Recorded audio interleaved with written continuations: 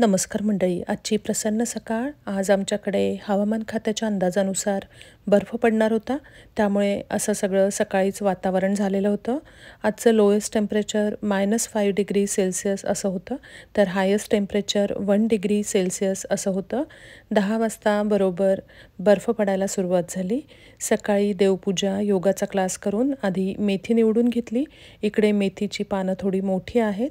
आज बर्फ पडणार असल्यामुळे कालच दुपारी आज शाळेला सुट्टी आहे असा फोन शाळेतून सगळ्या पालकांच्या मोबाईल नंबरवर आला.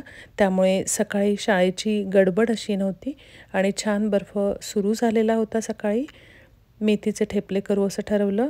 त्याच्यासाठी 2 वाट्या कणकेमध्ये 1 मोठा चमचा बेसनाचं पीठ टाकलं.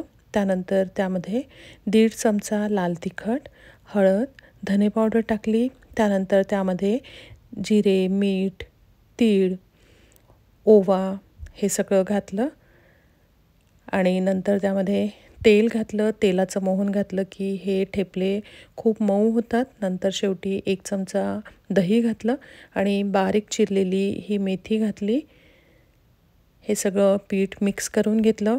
त्यानंतर हे ठेपल्यांचं पीठ छान भिजवून घेतलं. अशा पद्धतीने हे ठेपले केले तर हे खूप छान मऊ ठेपले तयार होतात आणि हे भरपूर दिवस टिकतातही. पीठ 10 ते 15 मिनटं मुरू दिलं. तोपर्यंत एकीकडे चटणी करण्यासाठी त्याच्यामध्ये ओलं खोबरं, डाळ्या, मिरच्या, आलं, कोथिंबीर, मीठ, जिरे, थोडंसं पाणी घालून मिक्सरमधनं बारीक चटणी ही वाटून घेतली आणि ही चटणी एका काचेच्या डब्यात काढून ठेवली. त्यानंतर त्यावर तडका टाकण्यासाठी तेलामध्ये हिंग, जिरे, मोहरी, लाल मिरच्या, कढीपत्ता घालून तडका तयार केला आणि तो तडका चटणीवर टाकला. छान चटणी तयार झाली. त्यानंतर ठेपले लाटायला घेतले. तवा गरम करून त्यावर लाटलेले ठेपले एक एक करून टाकले आणि दोन्हीकडनं तेल लावून हे ठेपले भाजून घेतले. गरम गरम ठेपले तयार झाले आणि सगळे एक एक करून सगळे ठेपले तयार करून घेतले. छान मऊ असे ठेपले तयार झाले. आज पूर्ण दिवसभर बर्फ पडला. अगदी संध्याकाळपर्यंत हा बर्फ पडत होता. गारवा पण आता वाढलेला होता, त्यामुळे मग नंतर मी जॅकेट घातलं होतं.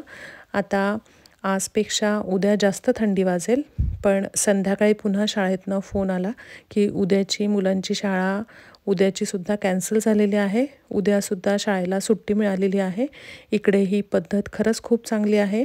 शाळेतनं पालकांच्या मोबाईलवर फोन येतो की उद्या आता शाळा नाही आहे म्हणून आणि उद्या थंडी पण वाढलेली असल्यामुळे शाळेला सुट्टी दिली होती.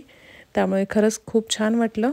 आता भारतामध्ये तर उन्हाळा सुरू होतो आहे आणि भारतामध्ये आता गरमी वाढेल आणि इकडे अजूनही थंडी आमची संपत नाही आहे, पण काही हरकत नाही.